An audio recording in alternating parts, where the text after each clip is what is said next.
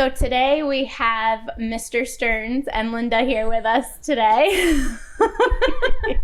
And they have so many teenagers, or had so many teenagers. How many kids did you have again? 7. You have? How many kids do you Yes, have? we still have them. They still have them, which is why they're on this podcast. They all live. They're all here. 7 kids They made it still through the accounted teenager for. Yes. time frame. No one's a teenager right now. No. Okay. So they've done it. They've made it. So we are here to get some wisdom on teenagers and doing a whole teenager series. I do have 2 teenagers. I'm in the midst of it. It's not bad, but it's different. So we are going to get some clarity. Today we're going to talk about boundaries. We're going to talk a little bit on how to communicate and kind of what's going on up there when we communicate and things like that. So can you expand a little bit on maybe boundaries in the teenage years? Because it's different. It's very different.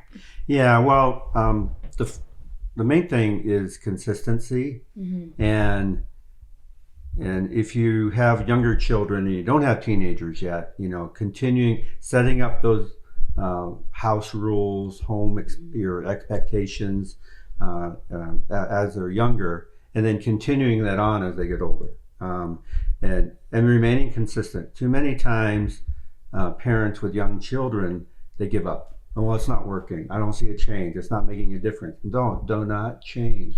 You got to be consistent. If they break the rules, there's consequences. Whatever your discipline strategy is, stick with it. Now, as they get older,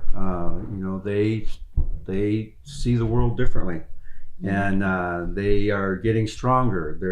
They're getting smarter. They're getting wiser, and so they'll test their intelligence, around the household, and that is, they think they can do things on their own, and that's why it's good to have those boundaries and understanding that no, you're not going to get in the car and drive it away, or you're not going to start a fire by yourself. You're not going to be by yourself, in the streets, especially at night, or wanting to go away for the weekend with strangers, and teaching them common sense, which is very uncommon anymore, is very important. Okay. So like boundaries, so I still have younger kids, so obviously the boundaries for my younger children are a little bit different. So like obviously the same moral compass everyone has and needs to adhere to. But boundaries as far as what they're allowed to do has changed for my kids. So my older 2 have cell phones. Obviously, my younger kids don't. And so the boundaries that we've set on those is my husband has an app that's connected to their phones, and he can see everything that they do. The phone will take screenshots and it'll send it to his phone. So he just sees what they're doing, who they're talking to, all that. And so they're accountable to him. And that's different. Like my children will have tablets and it's all parental controlled. So they have like an hour or 2 they can play a day. Whereas my boys have that on them, but like I guess the boundaries are like, hey, when we're at dinner, you're not on your phone. Right. Or if you haven't done things that are productive, you can't be scrolling on whatever. Right. They don't have you got to manage that screen time. Yeah. And use it as an award, a reward. Right. For when they do follow the house rules and they do their homework and they spend quality time with you and the other kids. It's important. First thing to go. Yes. When things don't go, the expectations are not met. So the same moral compass, and then the boundaries you kind of widen with a safety net for the older kids is kind of what you're saying. Yeah. They're gonna be able to stay up a little later. The bedtime's gonna be different. Right. They're gonna be able to watch TV, if they watch TV anymore, everything's on their phone anymore, or on the computer. But especially with teenagers and playing video games. And they'll be on it all night long if It's you true. do not It is so control it. true. And setting that time limit and establishing it. But so many times it's for parents, especially single parents, it helps them because I know where they're at. They're playing their video game. They're safe. They're not out. What can be the harm? Well, it's they're kids that spend extra time and excessive time playing video games. They don't know how to communicate with people. It's true. They don't look you in the eye. Their self-confidence is low. I couldn't.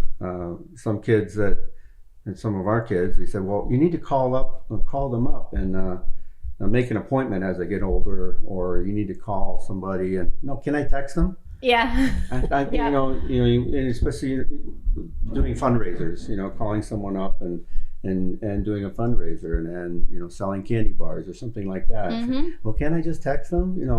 We gotta go to their house and knock on the door. No, do I have to go in person? Yeah. Yeah. That is true. Those things are important for the kids to learn. That's absolutely true. So what was the biggest struggle with teenagers for you guys, or was it different for each kid? That's kind of something I'd like to know. Each child was different. Okay. But very similar situations. Okay. One of them was incredibly testing, and the other one was a little more subdued about things. So the one who would test would just be outright in your face. I'm just going to do this. I'm a teenager now and it's okay. Right. No, that's really not true. We can talk about this. We can figure out how this is going to work. But no, you are not an adult yet. You are still in our home. You still follow the rules. But let's look at how we can make it a little more teen friendly. Right. The other ones would be a little more passive aggressive.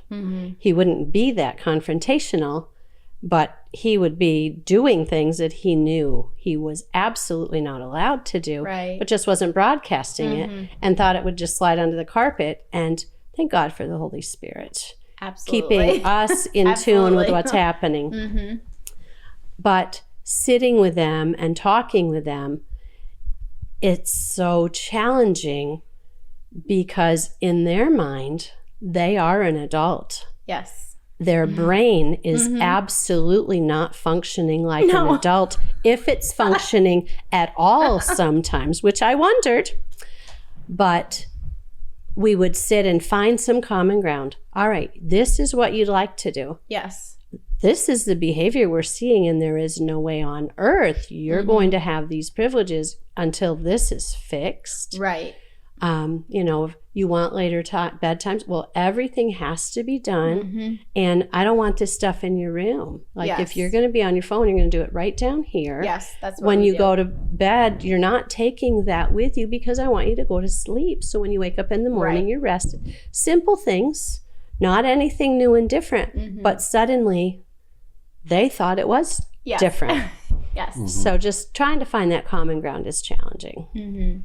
Yeah, one thing that is very similar to what you're saying is that I've found that's worked with one of them.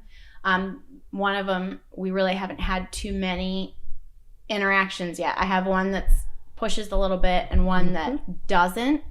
And so the one that pushes a little bit, we've kind of had to have conversations where it's like he wants to get out what he feels. He wants to be heard. He wants the injustice known. And so it's like I've had to retrain myself a little bit because like with the younger kids, you kind of get used to, especially if you have multiple, it's like, nope, this is the rule. That's what it is. Moving on. But now it's different because they do think that they're adults and, they've got life plans, which is good. I'd rather them have life plans than not have any life plans. But it's like, okay, so I heard what you said. I understand what you want. I understand what you don't like. And I'm willing to move on this. So we just had the bedtime, the curfew talk. And he honestly wanted an unlimited bedtime.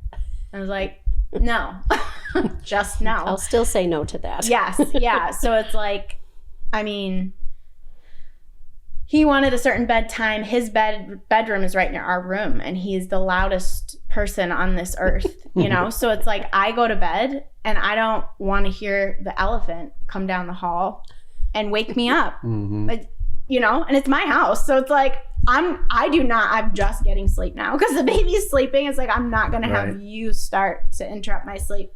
So it's like, I'm willing to budge and try on the weekend, but you have to try. You know, those people you're like, shh, whisper, and they will repeat what they said at the same volume. Yeah. That's one of mine. The same volume. Like, actually that volume didn't change at all. And so we had to kind of come to like an agreement, like, we'll test out your later bedtime on the weekend. And if you can prove to me that you aren't an elephant, then we can talk about the week time. But still, you have to get up in the morning. You have to do school. You have to do chores. You have to be a functioning person through the week. And then you get to do all these fun things. So I wouldn't say that he liked it. I would say that he accepted that I was willing to budge a little bit. That kind of... finding some common ground. Yes. Some kind of like, I'm willing to work with you on this, and we can kind of go from there. So.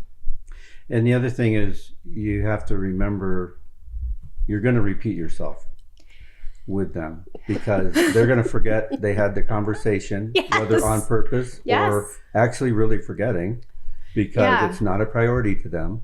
Yeah, that is the truest statement actually I've ever heard. Can you repeat that again? That is so true, and actually so relieving, because I'm like, because you feel disrespected, honestly. Repeating the same thing to what you feel like as a person that should fully grasp it, and it should be so easy to just do it. They're older, and they're smarter, and they understand more. Yes. You think they know what's going on around them, but they're in their own world, and they're not in your world. No. And when you tell them something, you have to be ready to repeat it. Yes. And not get upset to repeat it, and knowing that it's not their, lots of times it's not their priority.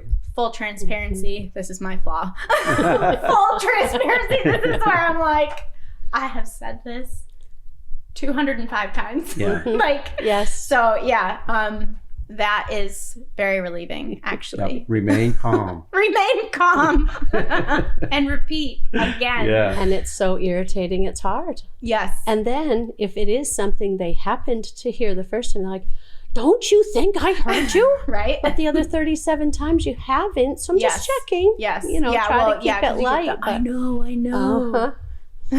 Yes. I always struggled with telling them to do something or asking them to do something, and they're laying around doing it, and their mom ends up doing it. Then I got upset because their mom's doing what they're supposed to be doing. Yes. So I lost it several times. Yes. And, Lord, by His grace, we're still alive. I know. So am I.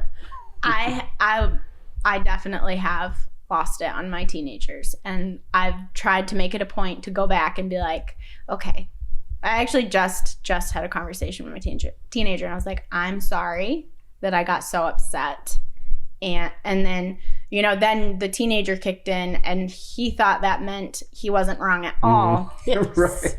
And I was like, no, actually, I'm off the hook. I'm not apologizing for what we corrected you on, because that was wrong. How I responded to you was wrong. You know, you can't speak that way. You know, especially with boys. I don't have a teenage girl yet, so I don't really know. But I know with boys, they're both bigger than I am now.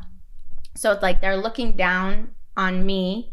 They know they're bigger. They know they're stronger. So for some reason, that did do something in their brain. And I've had to repeat to them, like, I am still your mother. You still have to listen to me. Yes. And it's like a news flash, like, oh, yeah, I guess this thing chirping at me, I still have to listen to, you know. That's really how I think it looks to them, honestly. Yeah, I had to remind my boys, because they would challenge me once in a while. And I said, you weren't put on this earth to challenge me. Right. You were put on this earth to protect me. Yeah, yeah. So you tell them that you're here to protect me. Yeah, and yeah. That's a good one. You look at it that way. Yes. And plus, you're still my son. You're still my child. Right. Right. And that's the thing of transitioning from a young child and into their teenage years is learning to reason with them, and not that you have to justify every decision you make. Right. But you have to tell them enough so they understand why you're just making a decision. Right. Yeah. And so that it gets them to think, oh, okay, when they have to make that decision again, hopefully they'll go through the same process of trying to choose what's right and what's wrong. Right. That's a really good point. And reminding them that younger children still live in the house. Yes. And they're watching. Because they think that it's all about me. When you're a teenager, It's true. there is no outside world. But, you know, when our first one became a teenager, we still had 6 younger children. Yes. And sometimes that was the reality check. We still have younger kids. When you were their age, Right. this is what we did. And we are still giving them time to be younger kids. They're still allowed to play and be goofy. And you can't just think that's wrong because you were them a few years ago. And they do forget and they do want it their way. Yes. And they're so annoying. Oh my word, those words. So were you. And right now you're kind of getting there again. You know? But it's so challenging trying to go from feeding the baby to, you know, helping your 5-year-old learn to read to the 8-year-old's doing this. And then this teenager is towering over you, telling you exactly what he thinks is going to happen. Yes. And it's a lot. If you're not in the Word in the morning before your feet hit the floor, I don't know how you do it. Because sometimes even then, be like, Lord. It's true. The one-word prayers that get put up, you know.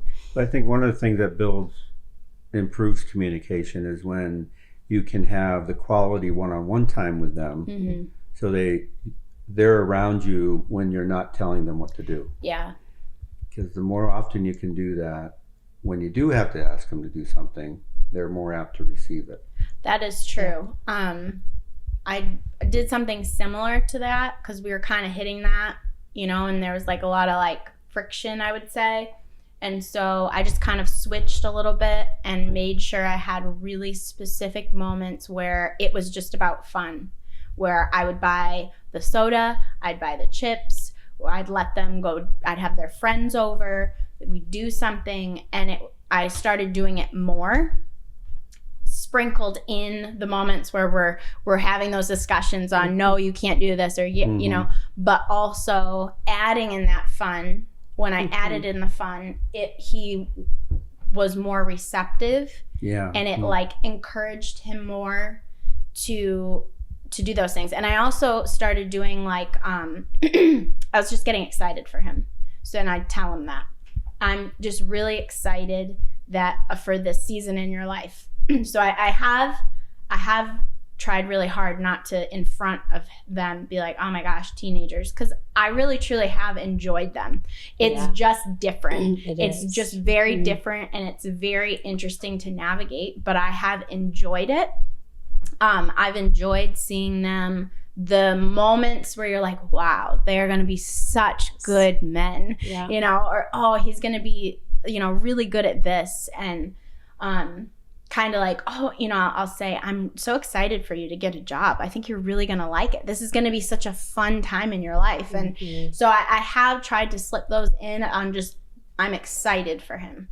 And that has changed kind of the temperature as well. I wouldn't say it's perfect, but I think that with the fun and me saying I was excited about this time in his life, that has opened things up more, I guess. That's good. Yeah, I've seen that too. And you don't want to be their friend. Right. But you want to have fun with them. Yeah, it is hard to balance that. It really is. Too many parents want to be their best friend, and that's not our role. And we want to have fun with them. There's a difference. What do you think about, I don't know what time it is, what do you think about, because I hear kind of like a lot of teenage parents say, well, they're going to do it anyways. and that mentality, like you have some people over way on this side where it's like, I'm just basically going to turn a blind eye. And then you have people way over here where they helicopter so much that their child freaks out when they get out of the house and they do all the things. So like, what do you think about that? How do you find that balance? Again, conversation. Okay, you did really well. You know, your sports team is going to get pizza. I'm okay with that. But I'm going to pick you up at this time. But they're going to someone's, no, you know, we want you to celebrate. We want you to do things with people, but we don't want you getting into a situation where things could turn. Does it mean I don't trust you? Absolutely not. Right. Yeah. And I think trust that's important you, to clarify. but we're also trying to guard that when they start driving. I trust you, but look at all these other people on the road that think they know how to drive. You have to know how to do this well. So if you think you're going to get in my car and drive 70 on the highway the second time, no, that's not safe. This is for your safety. We're trying to give you the freedom. We want you to learn how to drive a car, but you have to listen to the stuff that goes along with that. Right. Will they do that? Maybe. But if you can give those, you know, let's do this now. You can go with them, but I will pick you up at the pizza place. You're not going to anybody else's house yet. You know, I don't know them well. I don't know their parents well. Maybe we can go to their house and get to know them, and you know, then you can do those things. Right. But trying to take steps in it so that they can have more freedom, but still keeping them safe from themselves sometimes. When they don't realize, or maybe they do realize, but that peer pressure is a lot. So if they can say, my mom said, and when I used to sub at the high school, the kids in the high school would say, did you really say? Oh, you bet I really said that. Yes. Oh, wow. Like, you take care of your kids? Yeah, that's kind of what my job is, because I'm a mom. And they're like, wow. Like, what on earth? But not everybody has a mom. Yeah, that's true. And if your kids are on sports teams or in clubs, they might be the exception. Wait, you have 7 children with the same man? Yep, I've gotten that before. All the time, you know, they just don't understand that concept of family, but they desire it. It's true. So when they saw the, you know, the perceived limits we were putting down, they were craving things like that. And I would tell my kids that, you know, it's not that we don't love you, it's that we do really love you. And you may not understand it right now, but please trust us. We're not trying to just throw a wet blanket on everything, but we're trying to help you get experience and do things in safe places. Yeah, and the challenge and the goal is to give your children a Christian worldview. Right. Because if they can grasp a Christian worldview, then they won't want to do the things that are out there. Exactly. And they'll make quality decisions based on a good Christian pleasing worldview. The Lord, to please the Lord. Right. And honestly, one of the things I have done right so far is... You've done a lot of things right. Thanks. One of the things is they've been in church and we connected them with friends, and they're in a really good youth group and they have friends, and we get them there as much as we can. Extra events, they're in it, they're connected.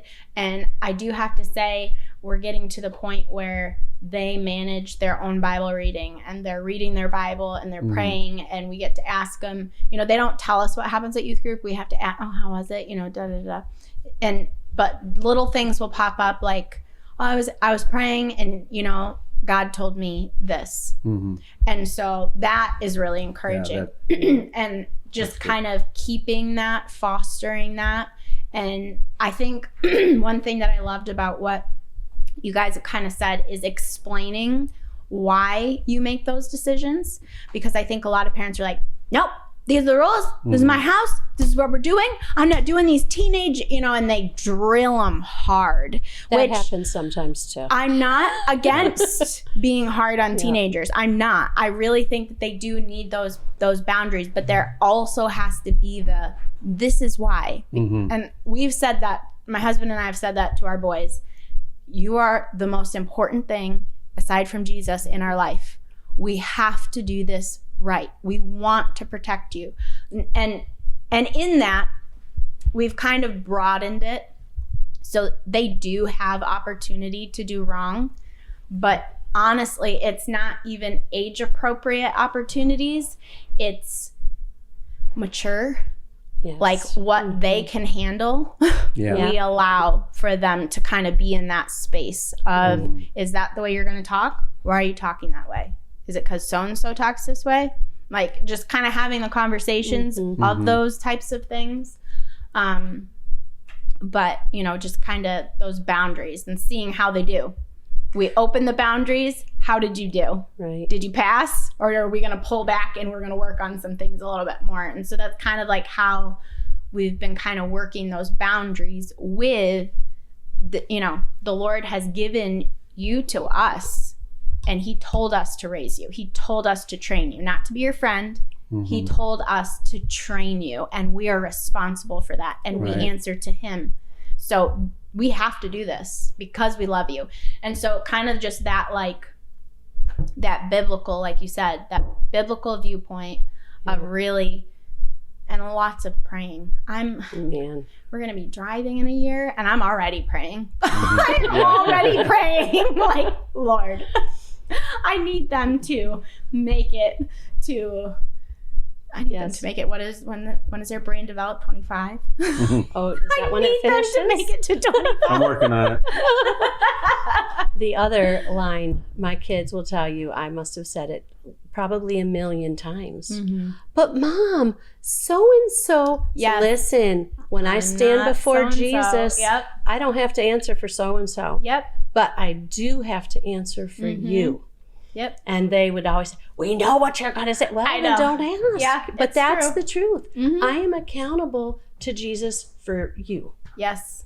Do I want to change the rest of the world? I'd love to change the rest of the world, but I'm accountable for you. Yes, absolutely. And they knew that was the truth because they'd been raised that way. And as they grew, they saw we were right. Yeah. Sometimes until they're 35, they don't call and say, oh my gosh, Mom. Oh my gosh, how did you do this? But eventually they do get it.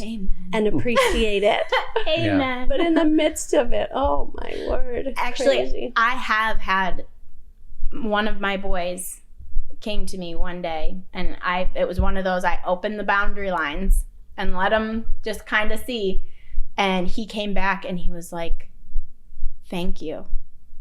And I was like, what? And he's like, thank you so much. Like, and he like just saw the difference. And he like sincerely thanked me. And I was like, oh my God. It was a moment that I hold on to for sure. But yeah, it's definitely, it's different. They're like adults, but they're not. So I thought today was awesome about going over these points, boundaries, and kind of how to talk them through that, how to expand the boundaries, and just kind of how to basically establish a good talking relationship with them. So thank you for your wisdom. I'm really excited. We're going to do multiple different episodes because people have been asking about this. Can you please do stuff on teenagers? We need stuff on teenagers. And so I think honestly, like, I know I got something out of it too about like repeating, and it's normal to repeat, because it's normal to repeat with little kids because they're little kids. Well, it's normal to repeat with teenagers because they're teenagers, right? So I just hope that as you hear these, that you're refreshed, that you're able to parent your child with Jesus, with the Holy Spirit. And then even with these really practical things, all of these things are pulled from the Word. Teaching your kids with the fruit of the Spirit, love, joy, peace, all of that, being consistent, and really you're training them to be adults that love Jesus. And so I just am glad that you're here and pray that this equips you to raise godly children. Thanks, guys. You're welcome. Good to be here.